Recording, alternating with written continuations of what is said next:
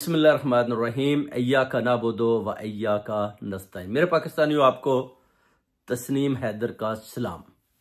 अब खान साहब की डीलें चल रही हैं, मुज़ाकरात ऑलमोस्ट मुकम्मल तो हो चुकी है। अब देखना है कि खान साहब को ये रिलीज करते हैं या नहीं करते। जो मेरे सोर्सेज थे उसके मुताबिक तो खान साहब को जनवरी के माह में इनको रिलीज करना चाहिए, मगर जैसे आप देख रहे हैं कि अभी वो जनाब बता रहे हैं वो अमेरिका तक मार करने वाले मिसाइल भी इन्होंने तैयार कर लिए हैं। इस तरह की जो है ना गलत किस्म की खबरें फैलाई जा रही हैं, इसलिए ताकि अगर खान साहब को ये सजा देते हैं 190 अपना मिलियन डॉलर, जो शेर अफजल मरवत ने भी बताया है कि उसमें 14 साल कैद हो सकती है। ज़ाहिर वो भी जज है, देखता होगा केस को बड़ी बारीकी के साथ। उसके बाद जो 9 मई के हवाले से जो वो कहते हैं जलाओ गिराओ के केसेस हैं, उसमें भी जैसे आप देख सकते हैं कि काफ़ी आदमियों को उन्होंने 10-10 साल, किसी को 3-3 साल इस तरह की बामुशक्कत कैदें दी।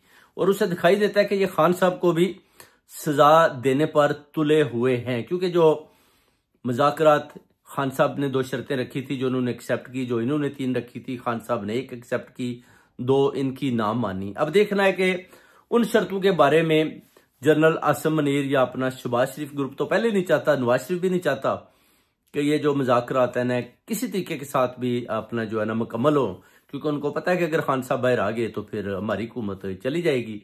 मगर जनरल आसिम मुनीर साहब ने ये बात तो एक दफ़ा जेहन में बिठाई है कि मैं खान साहब को जो है ना रहाई दिला देता हूँ। खान साहब ठीक है, 2 साल हो गए, 1 साल और खामोश हो जाए, MNA बन जाए, अपोजिशन लीडर बन जाए, जाकर असम्बली में बैठे और उधर बैठकर जो है ना अपना जो अपनी पार्टी को सपोर्ट करें, मगर हमारे कामों में मुदाखलत ना करें।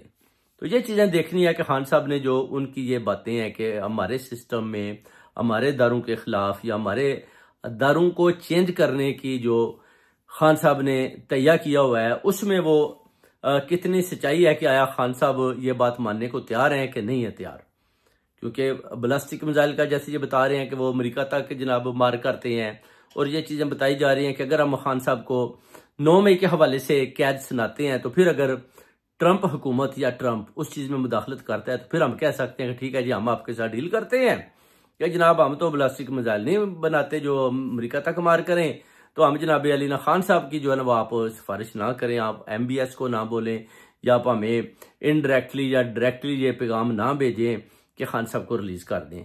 अब खान साहब को अंदर रखने का सिर्फ और सिर्फ इनका मकसद है कि हुकूमत को चलाना। उधर आप देख सकते हैं कि बिलावल जरदारी भी अपनी पूरी दौड़ें लगा रहा है, मगर आप देख सकते हैं कि काफ़ी मेंबर हैं जो अपना डिफरेंट पार्टीज़ के हैं, वो जमातों के हैं, वो बता रहे हैं कि जनाब बिलावल जरदारी का जो अपना ख्वाब था प्राइम मिनिस्टर बनने का, वो चिकनाचूर हो चुका है, वो ख़त्म हो चुका है। बिलावल जरदारी प्राइम मिनिस्टर नहीं बन सकते। उधर नवाज शरीफ ने भी छोड़ डाला कि जनाब प्राइम मिनिस्टर शहबाज शरीफ को आपने नहीं उतारना। यानी आप कह लें कि जो नवाज शरीफ ने दौरा अमेरिका किया था, या उधर अपना जो कतर या अपना जिनेवा में जो मीटिंग्स की थी, आया वो जो रेड बुक थी जिन पर सब ने साइन सिग्नेचर करने थे, वो चीज़ भी देखने वाली है कि आया इनकी जो डील्स है वो क्या हुई हैं। वो डील अभी तक ये सामने नहीं लाए, पार्लियामेंट में इन्होंने वो डीलें छुपाई हुई हैं और वो चीज़ बड़ी खुफिया इन्होंने रखी हुई हैं। अब देखना है कि खान साहब के खिलाफ ये जितने भी लोग खड़े हुए हैं, ये खान साहब को कितनी और देर तक अंदर रखते हैं, कितनी देर तक ये पंजाब के लोगों पर अपना जो है जुल्म सितम या उनके ऊपर जो खौफ के बादल मुंडला रहे हैं या खौफ के बुत इन्होंने बैठा दिए हैं, वो कितनी देर तक कायम रहते हैं। क्योंकि खैबर पख्तूनख्वा वालों ने तो काफ़ी लड़ाई की, काफ़ी जंग की, अब जाहिर है वो भी थक हार चुके हैं। उनको पता चल चुका है कि इमरान खान सिर्फ खैबर पख्तूनख्वा का लीडर नहीं बल्कि वो पूरी उम्मत मुसलमान का है, वो पंजाब का भी है, वो सिंध का भी है, वो बलूचिस्तान का भी है, चारों सूबों का है। अगर एक ही सूबे ने लड़ाई करनी है तो वो कहते हैं कि फिर ये कोई ना बात, वो कहते हैं कि अपनी वो कहते हैं ना दिमाग में बैठती नहीं है। पठान आपको पता है गैरतमंद कौम है, साथ उन्होंने पूरा देकर खून बहाकर दिखा दिया। अपना डी चौक में भी उसको भी शहीदों का चौक करार उन्होंने देकर दिखाया कि जनाब ये डी चौक नहीं, ये शहीद चौक है, ये खान का चौक है, ये हमारा चौक है।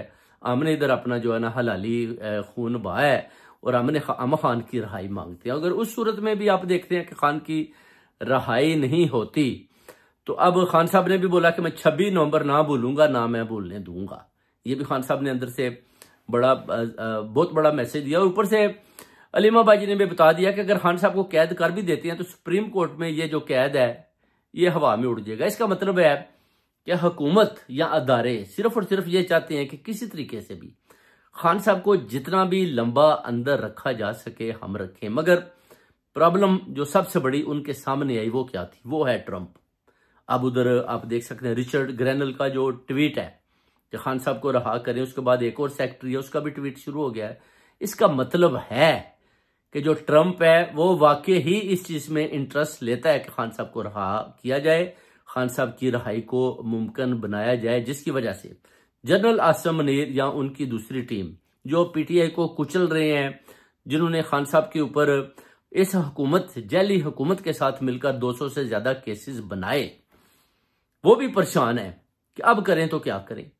अगर ट्रंप ने मुदाखलत कर ली तो फिर हम किधर जाएंगे। जाहिर है एक दफा उसने लेटर भेज दिया या एमबीएस को एक ऑर्डर कर दिया कि भाई इनको बोलो कि खान को कल तक रहा करें, तो फिर खान को रहा करना इनकी मजबूरी बन जाएगी। मगर जो मेरे सोर्सेज बताते हैं कि ट्रंप ने अगर 25 जनवरी को हलफ बर्दारी करनी है तो ये 12 से 14 जनवरी तक ही चाहते हैं कि खान साहब को या तो रहा कर दें, अगर रहा नहीं करते तो इतनी ज्यादा कैदें दे दें कि अगर ट्रंप फिर इस हद तक रसाई हासिल करता है तो फिर हम बता सकते हैं कि जस्टिस का जो हमारा निजाम है उसमें तो खान साहब को कैदे हो चुके हैं। अब आप हुक्म करें कि हमें क्या करना है।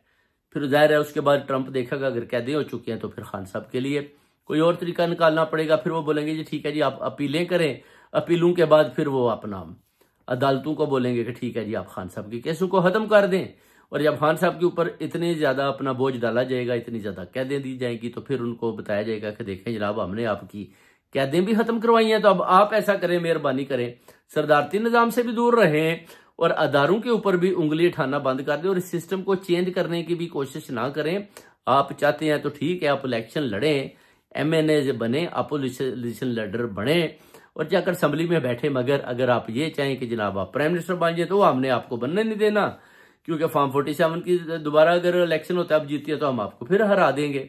तो ये सारी चीजें वो कहते हैं कितनी देर तक आप मुकाबला करेंगे, बिल आखिर आपको एस्टेब्लिशमेंट के साथ बैठकर मुज़ाकरात मुकम्मल करने होंगे। ये सारी मेरे पाकिस्तानियों अभी गेम चल रही है और जिसमें आप देख लें ओवरसीज कम्युनिटी और पूरी कौम जो है खान साहब का साथ दे रही है। बच्चा बच्चा, बूढ़े बुजुर्ग, माएँ बहनें बेटियां खुलकर खान साहब के साथ खड़े हैं। मगर एक तरफ जुल्म का बाजार गर्म है और दूसरी तरफ हक और सच का साथ देने वाले भी अपनी आवाज बुलंद आवाज के साथ खान के साथ खड़े हैं और बार बार इस जैली हुकूमत और इन अदारों को भी आवाजें दे रहे हैं कि आप खान को रिलीज करें।